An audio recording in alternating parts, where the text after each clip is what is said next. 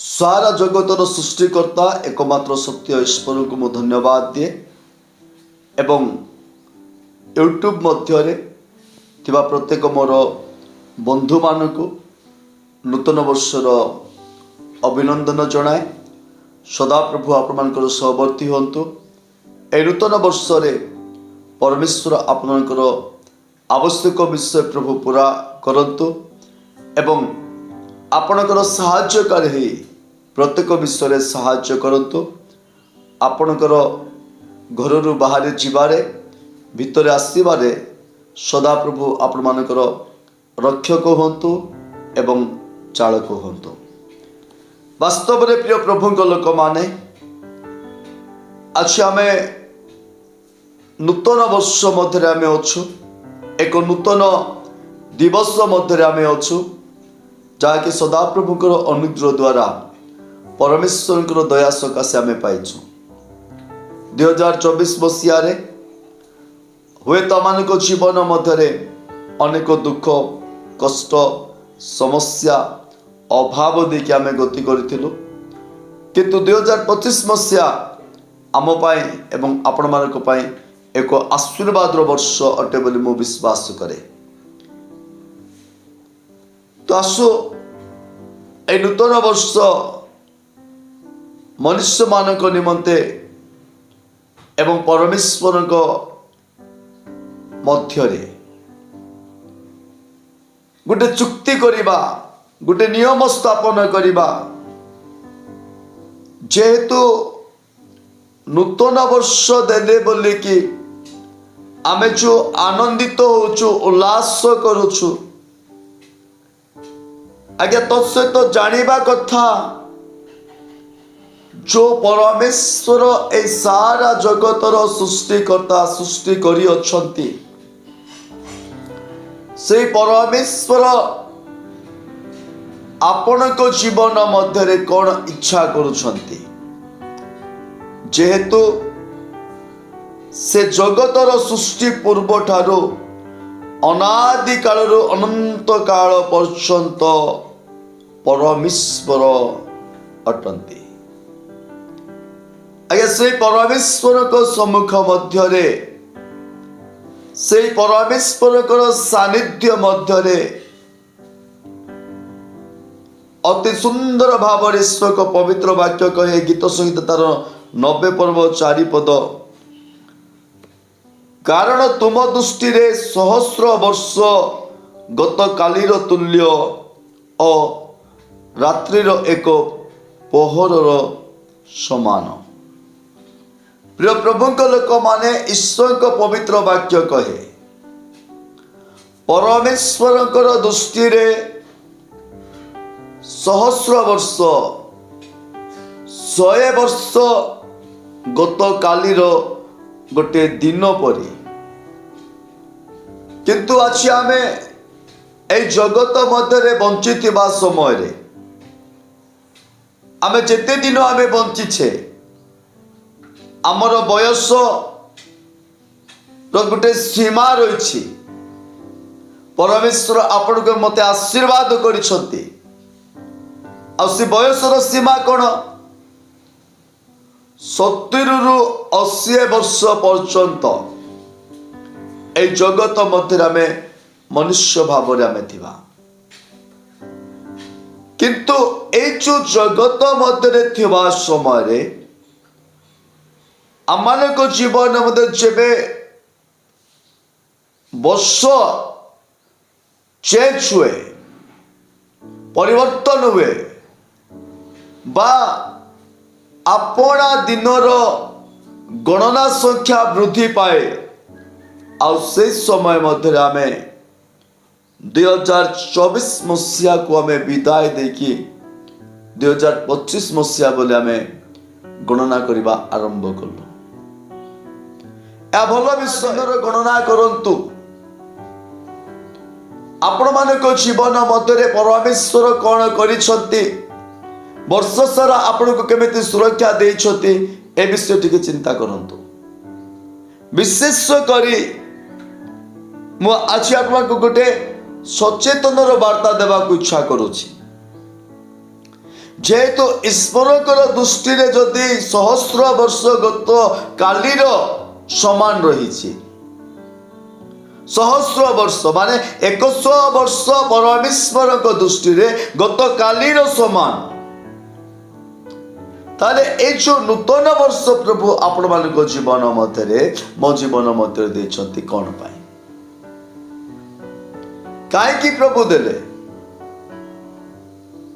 प्रिय प्रभु को लोक माने ईश्वर का पवित्र वाक्य कहे जड़े धार्मिक व्यक्ति को निमंते कौन अटे हितोपदेश तार 4 पर्व मध्य जदि आम पठन करवा अति सुंदर भाव से स्थान मध्य लिखा जाए,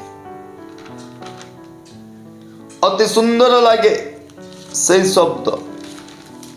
गोटे धार्मिक व्यक्ति को निमंते, गोटे पवित्रता जीवन यापन काटुवा व्यक्ति को निमंते, जड़े प्रभु भय जीवन काटुवा व्यक्ति को निमंते आज्ञा ए वाक्य अति सुंदर भाव में सलमान ज्ञानी लिखती, मात्र धार्मिक मानकर पथ प्रभातर आलुओ तुल्य जहा मध्याह्न पर्यंत आहुरी आहुरी तेजस्कर हुई। गोटे धार्मिक व्यक्तिर पथ प्रभातर आल्य तुल्य हेबा दरकार।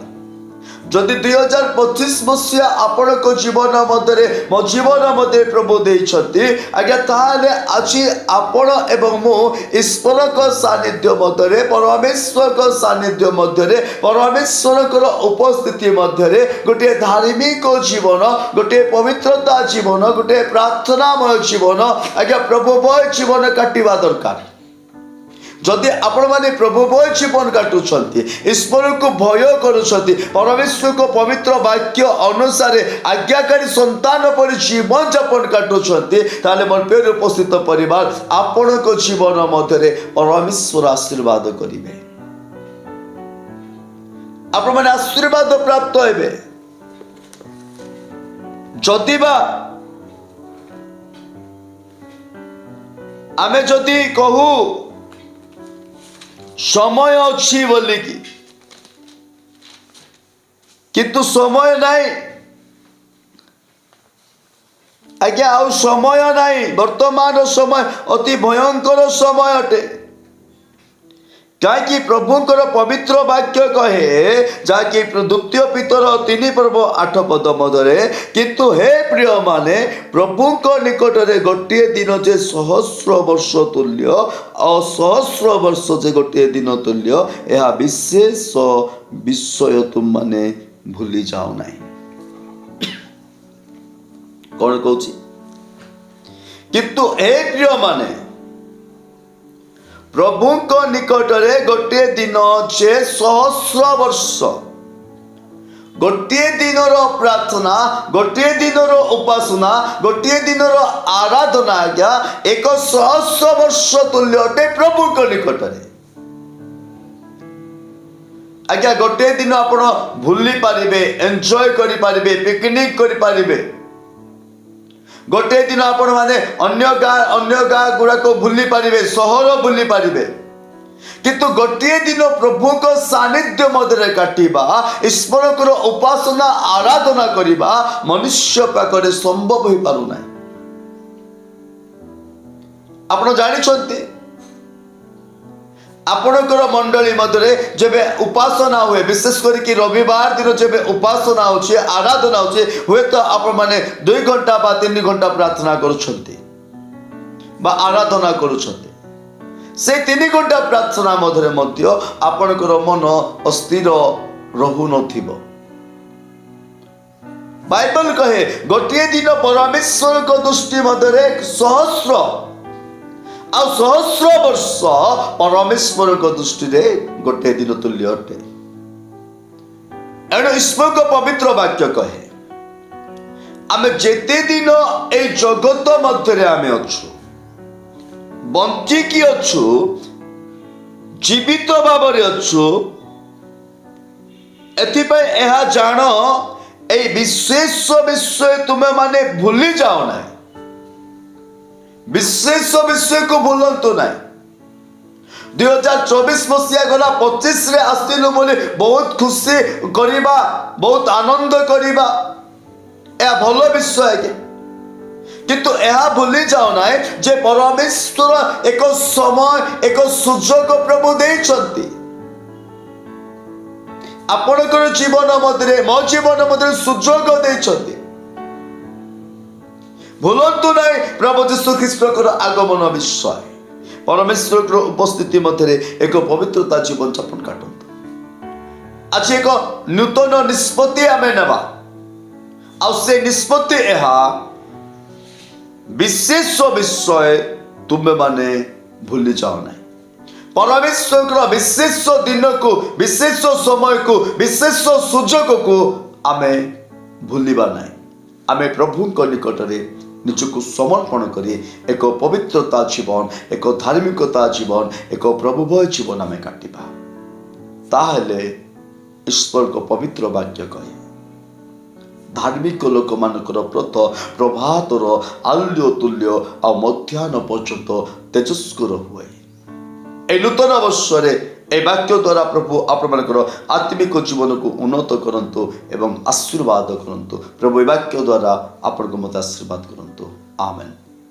অনুগ্রহকারী পরমেশ্বর পিতা, সমস্ত নিমন্তে মু প্রার্থনা করুছি প্রভু সমস্ত তুমি আশীর্বাদ কর, আত্মিক জীবନରେ তুমি বৃদ্ধি কর, প্রত্যেক আবশ্যক বিষয় তুমি পুরা কর, দুর্বলতা ঠাରୁ তুমি মুক্ত কর। ଯୀଶୁଙ୍କ ନାମରେ ପ୍ରତ୍ୟେକ ଜୀବନ ମଧ୍ୟରେ ପ୍ରଭୁ ତୁମରି ଆତ୍ମିକତା ତୁମେ ଭରି ଦିଅ, ଆତ୍ମାଙ୍କ ଦାନ ବରଦାନ ତୁମେ ଭରି ଦିଅ। ଆମେ ସମସ୍ତେ ଯେପରି ପ୍ରଭୁ ତୁମ ନିକଟରେ ପବିତ୍ରତା ଜୀବନଯାପନ କାଟିବୁ ଏବଂ ତୁମ ରାଜ୍ୟକୁ ବିସ୍ତାର କରିବୁ, ଏଥିପାଇଁ ତୁମେ ସାହାଯ୍ୟ କର। ପ୍ରାର୍ଥନା ଶୁଣିଲ, ଉତ୍ତର ଦେଲ, ଧନ୍ୟବାଦ। ପ୍ରାର୍ଥନା ଯୀଶୁ ନାମ ମାଗୁଛୁ, ଆମେନ୍। ପ୍ରେଜ୍ ଦ ଲର୍ଡ।